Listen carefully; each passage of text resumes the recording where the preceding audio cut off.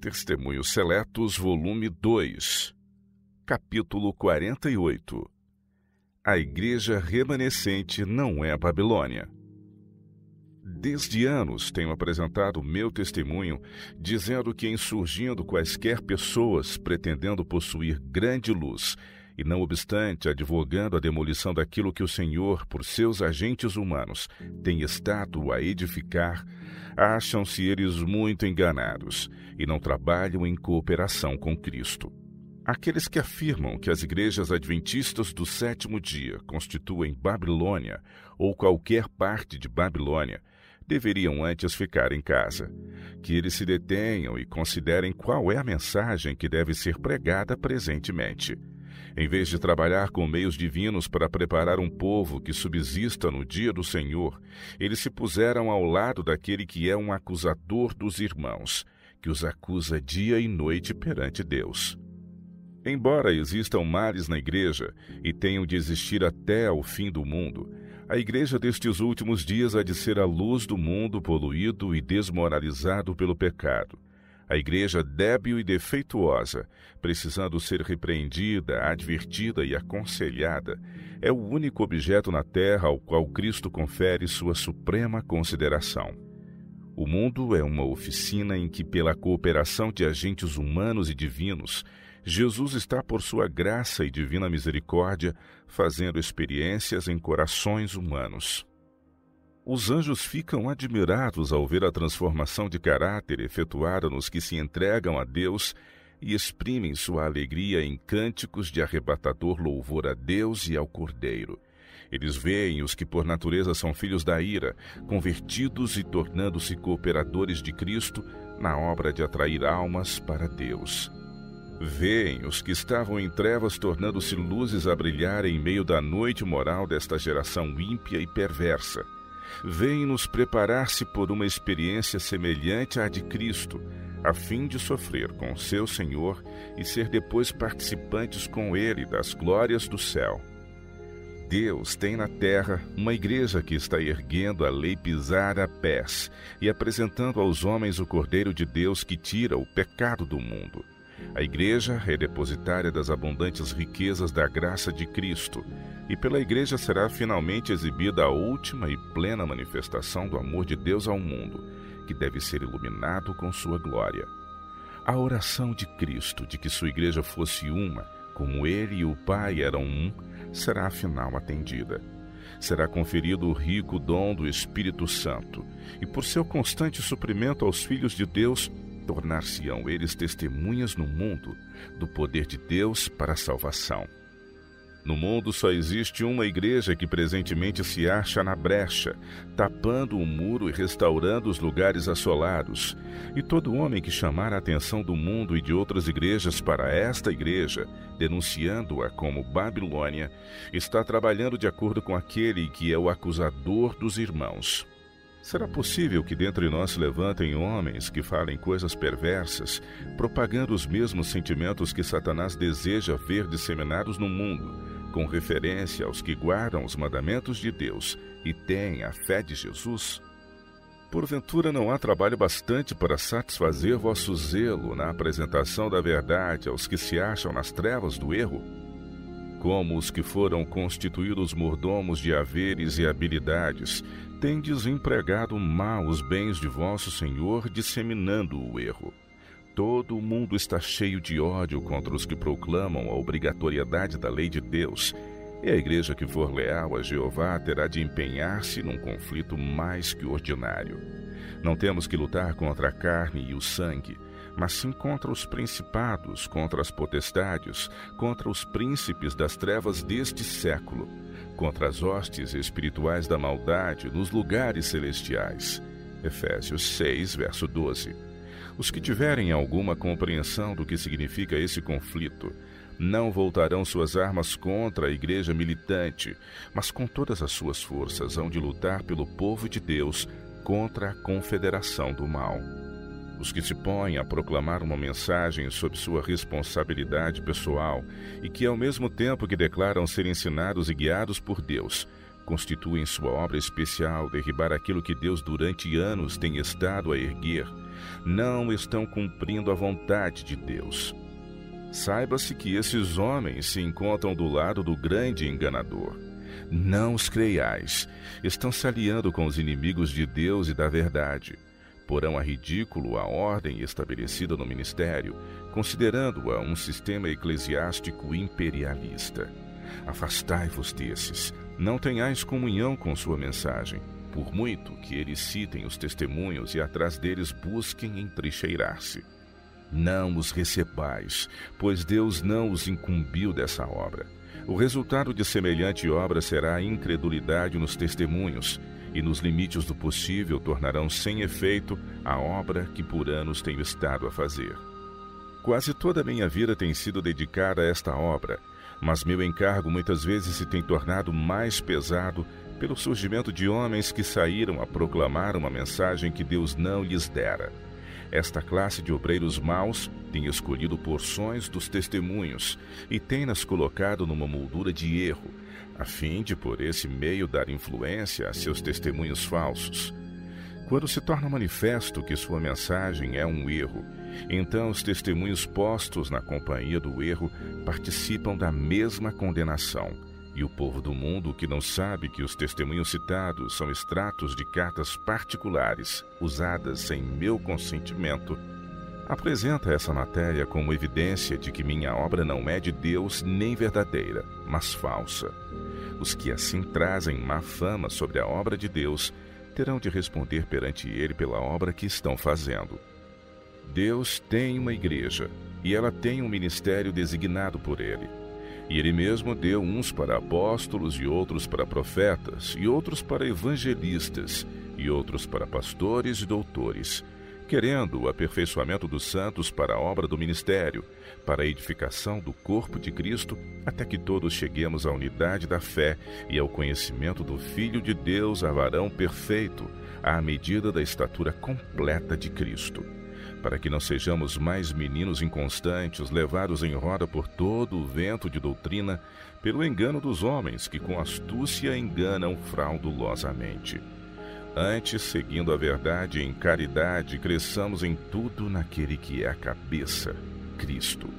Efésios 4, versos de 11 a 15. O Senhor tem seus agentes designados e uma igreja que tem sobrevivido a perseguições, conflitos e trevas.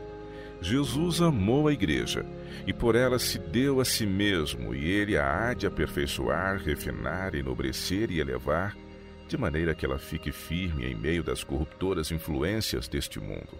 Homens designados por Deus foram escolhidos para vigiar com zeloso cuidado, com vigilante perseverança, a fim de que a igreja não seja subvertida pelos malignos ardis de Satanás, mas que ela esteja no mundo para promover a glória de Deus entre os homens. Sempre haverá conflitos ferozes entre a igreja e o mundo. Mente entrará em contato com mente, princípio com princípio, na verdade com o erro. Mas na crise que em breve há de culminar e que já começou, os homens de experiência devem fazer a obra que Deus lhes designou e velar pelas almas como os que têm de dar contas. Compreendam todas as palavras que agora escrevo. Os que são coobreiros de Deus são apenas instrumentos seus, e em si mesmos não possuem graça ou santidade essenciais. Unicamente quando estão cooperando com os seres celestiais é que têm êxito. São apenas vasos terrenos, os depositários aos quais Deus confia o tesouro de sua verdade. Poderá Paulo plantar, Apolo regar, mas é Deus, tão somente, que dá o crescimento. Deus fala por meio dos agentes por Ele designados, e que nenhum homem, nem grupo de homem, insultem o Espírito de Deus, recusando-se a ouvir a mensagem da palavra de Deus dos lábios de seus mensageiros escolhidos. Recusando-se a ouvir a mensagem de Deus, fecham-se os homens num aposento de trevas. Excluem sua própria alma das grandes bênçãos e roubam a Cristo da glória que lhe deveria ser dada, mostrando desrespeito para com os agentes que designou. Deus não é autor de confusão, mas de paz. Mas Satanás é inimigo vigilante que não dorme, sempre a trabalhar sobre mentes humanas, procurando solo para semear seu joio. Se encontra alguém a quem possa empurrar para o seu serviço, sugere-lhe ideias e falsas teorias, tornando-o zeloso em advogar o erro. A verdade não só converte, mas também opera a purificação do que a recebe. Jesus nos advertiu contra os falsos mestres. Desde o princípio de nossa obra, tem de quando em quando surgido homens a advogarem teorias novas e sensacionais. Mas se os que alegam crer na verdade se dirigissem aos que têm experiência e se aproximassem da palavra de Deus num espírito dócil e humilde, examinando suas teorias à luz da verdade e com o auxílio dos irmãos que têm sido diligentes estudantes das Escrituras, e ao mesmo tempo suplicassem a Deus perguntando: é este o caminho do Senhor, ou é uma vereda falsa para a qual Satanás me quer levar? Então receberiam luz e escapariam do laço do passarinheiro. Precavenham-se todos os nossos irmãos e irmãs de qualquer que marque tempo para o Senhor cumprir sua palavra a respeito de sua vinda, ou acerca de qualquer outra promessa de especial importância por ele feita. Não vos pertence saber os tempos ou as estações que o Pai estabeleceu pelo seu próprio poder. Atos capítulo 1, verso 7. Falsos mestres podem parecer muito zelosos da obra de Deus e podem despender meios para apresentar ao mundo e à igreja suas teorias, mas como misturam o erro com a verdade, sua mensagem é de engano e levará almas para veredas falsas. Deve-se-lhes fazer oposição não porque sejam homens maus, mas porque são mestres de falsidades e procuram colocar sobre a falsidade o sinete da verdade.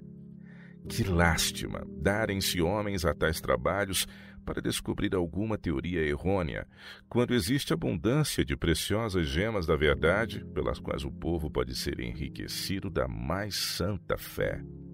Em vez de ensinar a verdade, deixam a imaginação demorar-se naquilo que é novo e estranho, e lançam-se em desarmonia com aqueles que Deus usa para levar seu povo para a plataforma da verdade.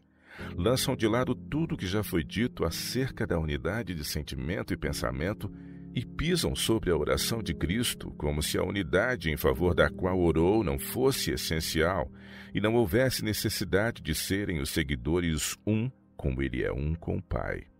Escapam pela tangente e, como Jeú, convidam seus irmãos a seguirem seu exemplo de zelo pelo Senhor.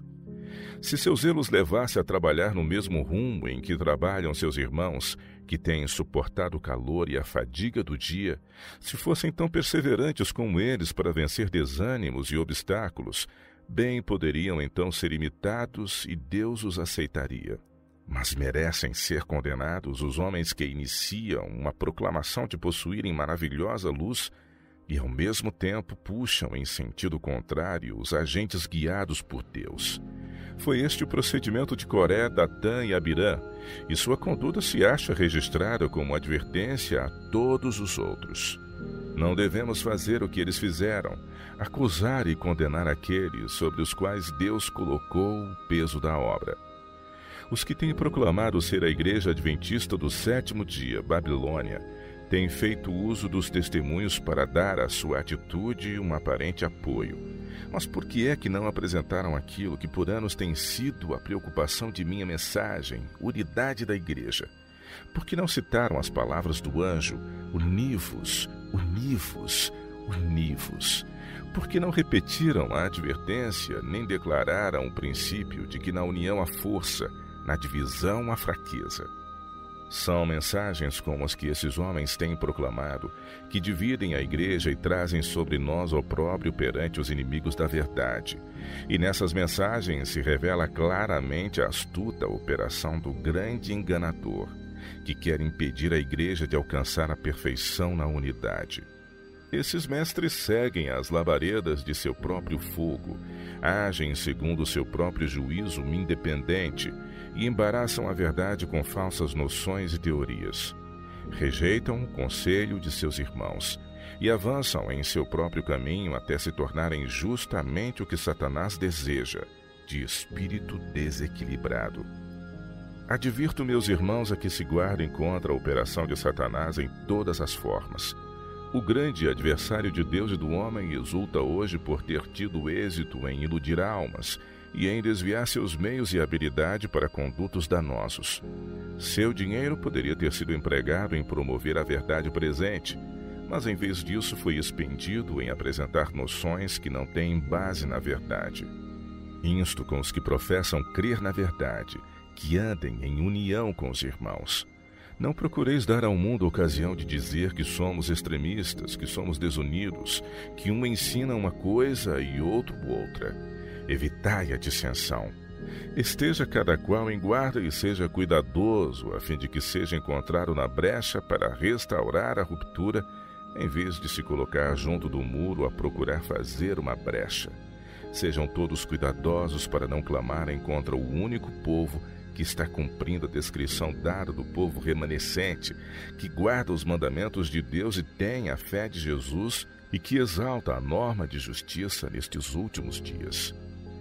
Deus tem um povo distinto, uma igreja na terra inferior a nenhuma outra, mas a toda superior em suas facilidades para ensinar a verdade, para vindicar a lei de Deus. Tem Deus agentes divinamente designados, homens a quem Ele está guiando, que suportam o calor e a fadiga do dia, que cooperam com os instrumentos celestiais para promoverem o reino de Cristo em nosso mundo. Unam-se todos a esses agentes escolhidos e sejam afinal encontrados entre os que têm a paciência dos santos, que guardam os mandamentos de Deus e têm a fé de Jesus. Deus tem na terra uma igreja que é seu povo escolhido, que guarda os seus mandamentos. Ele está guiando não ramificações transviadas, não aqui e outro ali, mas um povo. A verdade é um poder santificador, mas a igreja militante não é a igreja triunfante. Há joio entre o trigo. Queres, pois, que vamos arrancá-lo? Foi a pergunta do servo.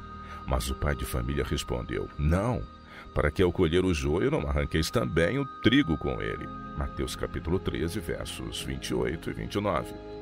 A rede do Evangelho apanha não só peixes bons, mas também ruins, e só o Senhor sabe quem são os seus. É nosso dever individual andar humildemente com Deus.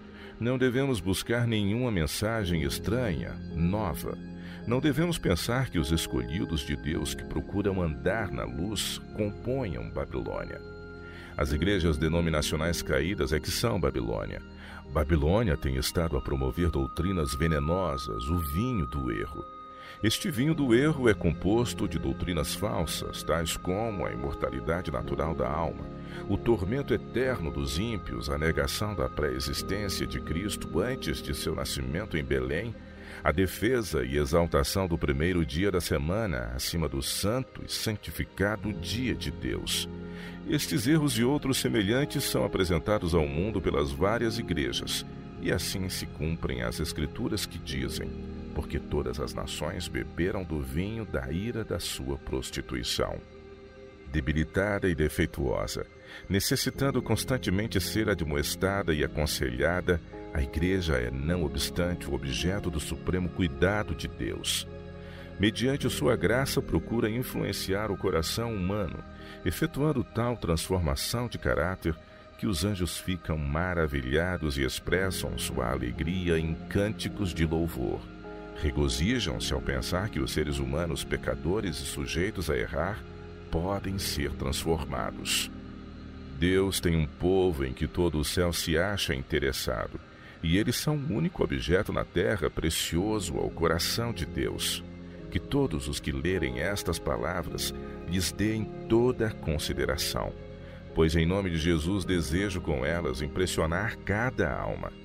Quando se levanta alguém de nosso meio ou fora de nós, tendo a preocupação de proclamar uma mensagem que declare que o povo de Deus pertence ao número dos de Babilônia e que pretenda que o alto clamor é um chamado para sair dela, podereis saber que esse tal não é portador da mensagem de verdade. Não o recebais, não lhe desejeis bom êxito, pois Deus não falou por ele, nem lhe confiou uma mensagem, mas ele correu antes de ser enviado. Declarou o Senhor que a história do passado se repetirá ao começarmos a obra finalizadora. Cada verdade por ele dada para estes últimos dias deve ser proclamada ao mundo. Cada coluna que ele ergueu deve ser fortalecida. Não devemos agora descer dos fundamentos que Deus estabeleceu. Não podemos agora entrar para qualquer organização nova, pois isto significaria apostatar da verdade. Não há necessidade de duvidar, de temer que a obra não terá êxito. Deus está à frente da obra e ele porá tudo em ordem. Se na administração da obra houver coisas que careçam de ajustamentos, Deus disso cuidará e operará para corrigir todo o erro. Tenhamos fé em que Deus há de pilotar seguramente ao porto a nobre nau que conduz o povo de Deus.